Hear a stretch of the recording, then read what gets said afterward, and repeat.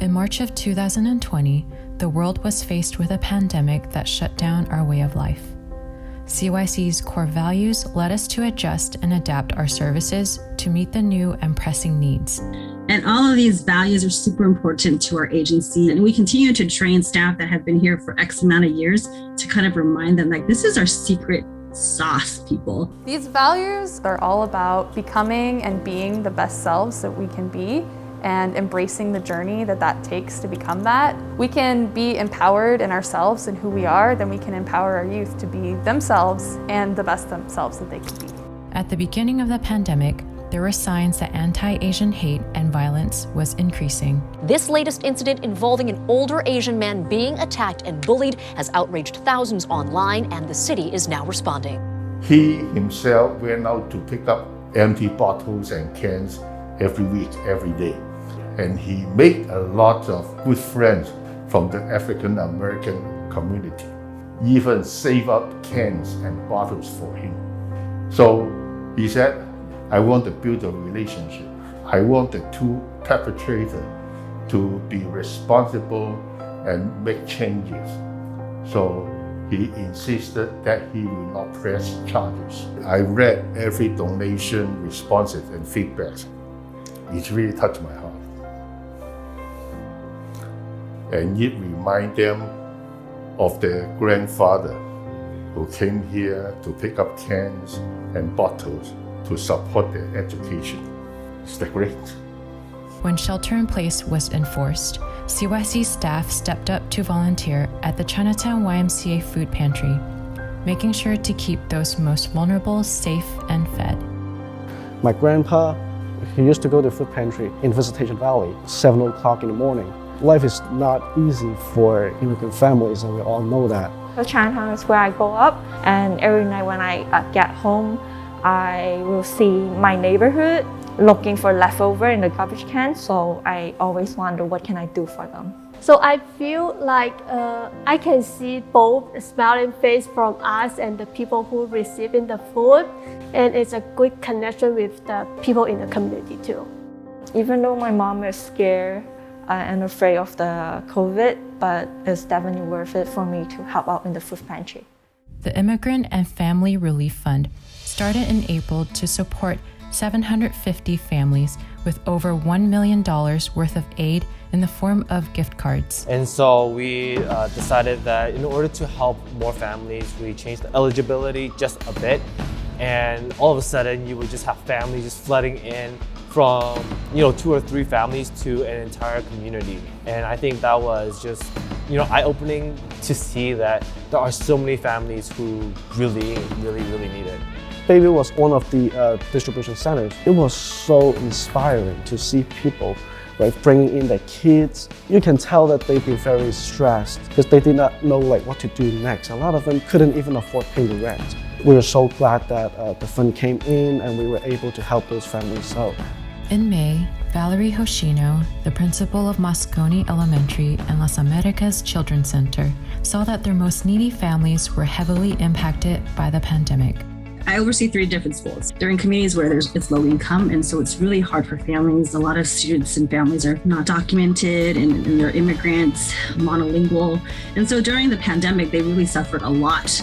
And it was only going for maybe a day or 2. I was like, whoa! So it was an exciting feeling, and a feeling like, yes, if we can rally this community together, look at all the things that we can do to support one another. CYC's Youth for Community Engagement program, made up of over 400 youth volunteers from 9 public high schools around the city, provided air quality program, disaster preparation education, and digital tablet class to seniors in their communities. When I'm teaching my parents technology, I get very frustrated, so easily. And then attending this tablet class for many times, I got more patient with my parents. Through that, helping the senior, we actually can learn a lot from that. And they maybe feel lonely at home, and we could help them feel like, someone is care about me, so it's a very good feeling. 我哋好中意好喜歡呢個班啊！我好多謝我哋嘅義工啊，嗰個老師啊，個幫我哋我嘅年紀係要咁大，但係我好努力想學到。譬如係 TikTok 啊，我都想學㗎啦。我都有個女準備讀大學，即係啱啱高中畢業。因為我女嘅溝通唔係好多，因為佢同我有啲隔離高中生嘅了解咁，模仿一下咁樣，睇佢哋啲思想啊，嗰啲學嘅知識係點樣咁。Like you will be very proud of yourself when you see you can help the senior and see the smile on them. Every year, CYC runs robust in-person summer camps for elementary, middle, and high school youth. When the pandemic was still prevalent in the summer, CYC provided free summer camps through a completely virtual platform. Our theme during summer camp was around the world in 6 weeks. So we really took that to heart. We went to places like the Eiffel Tower in Paris. During the second week was when we went to Antarctica. We had the students dressed up as a spirit day, where they would wear really fuzzy coats or, bring in their blankets. But I think planning as a team, making sure that we're taking that critical feedback as the core value from the staff. So I think that really helped us pivot. We wanted to make a lot of our enrichments and programs relevant to what our students wanted to see. For example, like skateboarding, we would have an instructor, Mr. Sean, he would do tricks on camera for them, and they would learn about, different skaters who are queer, who are, women skaters. At the end of the summer, I was super proud of our team. It's crazy to see that, we started off with maybe 5 students joining us every single day virtually to 80 students who are really pumped up to join us. During the height of the Black Lives Matter protests and the increase of xenophobia against Asians, CYC youth continued to amplify their voice and speak in support of social justice issues that are important to them as a future generation. So the Stand Together campaign, we shared our experiences throughout the pandemic and also discussed topics centering racism and discrimination towards the API community and also the Black community. I feel like our discussions really highlighted the importance of our communities uniting during a hard time like this. So when I did perform that spoken word, it was the first time I've ever shared a poem with anyone, and it was in front of a lot of people, so that was a little nerve-wracking. And I just remember reading it out loud, and I just felt that feeble, timid demeanor of mine melt away, and it just made me a lot more confident in my own opinions and my own thoughts.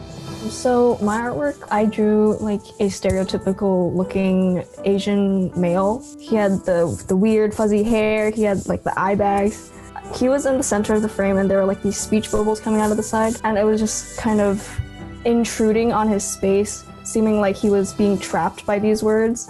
So that's what I wanted to depict, that you're supposed to live up to these standards, and if you don't, you're just why are you even this race if you're not going to live up to these expectations? CYC also partnered with Beyond Differences to launch the campaign Stand Up for AAPI Youth during COVID.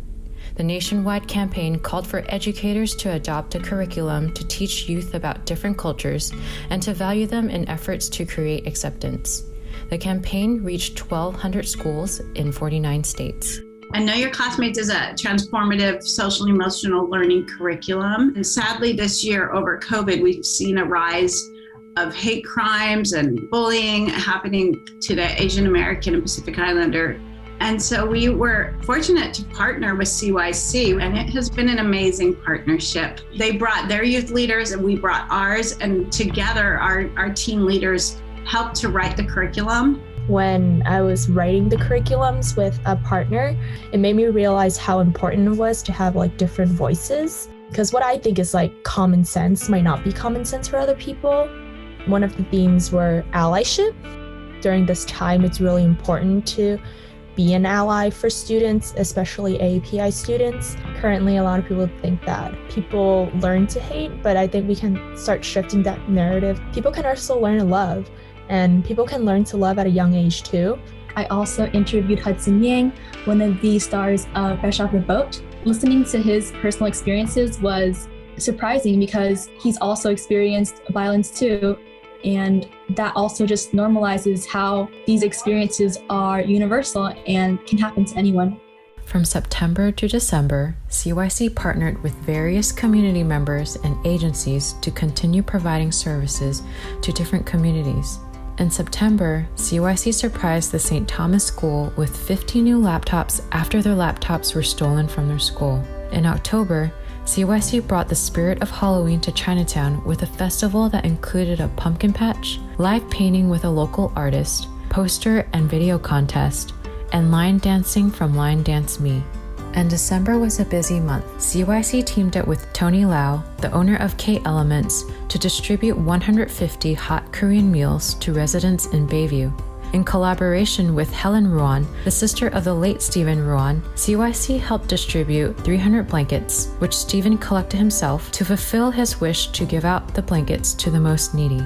CYC held a fundraiser with Aptis Middle School and raised $8,500 in the form of gift cards to distribute to families in most in need for the holidays. Because of the pandemic this year, CYC wasn't able to take the youth holiday shopping at Target through the SF Sheriff's and New Foundation. Instead, $20,000 in Target gift cards were distributed to needy families, and another $5,000 in grocery gift cards were also distributed thanks to the SF Sheriff's and New Foundation. Our Community Hub initiative became a top priority to address the learning loss and difficulties faced by students who had difficult challenges learning virtually. So here at the Hub, me and Elfie are in communication with their teachers. So we're all in the Google Classroom, we're talking to teachers, we're texting them like, hey, there's this, all their assignments done, do this. And we have heard a lot of really great feedback from teachers that like, hey, this student caught up in this class, this student has an A in this class now, and we're so excited to give them an A. We do provide healthy meals. We also provide enrichment, like arts and craft, we do exercise, we do sports, team building games and activities. So I think those are all important aspects for youth development and their growth. For me, it's always gratifying seeing the work that I do, how it impacts the community. And I'm very thankful to be part of a team that puts safety at the most forefront for our program. In February of this year, the anti-Asian sentiments continued to rise, leading to increased violence against the Asian community, many of whom were elderly. CYC saw this as a potential issue early on and knew it would require a large community effort to address it. In response, Chinese for Affirmative Action, Chinese Progressive Association, New Breath Foundation, and CYC launched the Coalition for Community Safety and Justice. We decided that we wanted to address this proactively, starting with making sure that victims and survivors of violence and crime get the holistic support that they need to really heal and to recover from traumatic incidents. We do about outreach, and we want to go on the street. We educate the people, teach them how to advocate for themselves. We support them to make the police report. We support them to do whatever they need to fix. And beside the resident, we also reach it out to a merchant as well. We want to bring everybody together, man. And the other piece is the victim services. A lot of victims don't know what to do after the incident happened. They get lost, they got traumatized, they scared.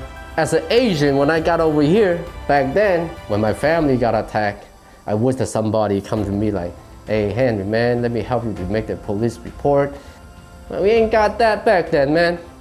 So now we have this. People need to build a relationship with each other, love each other, respect yourself, respect others. So just thinking about this year during the pandemic, I think we wouldn't have got through it without the community of people.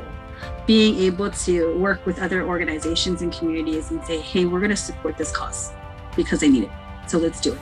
And it's just been a really awesome feeling to see all of these people get together to help in need in times of this huge challenge that we're all facing in life. It's rewarding, and it's good to know that we'll be okay, and we're all gonna make it, and we just have to work together. Together.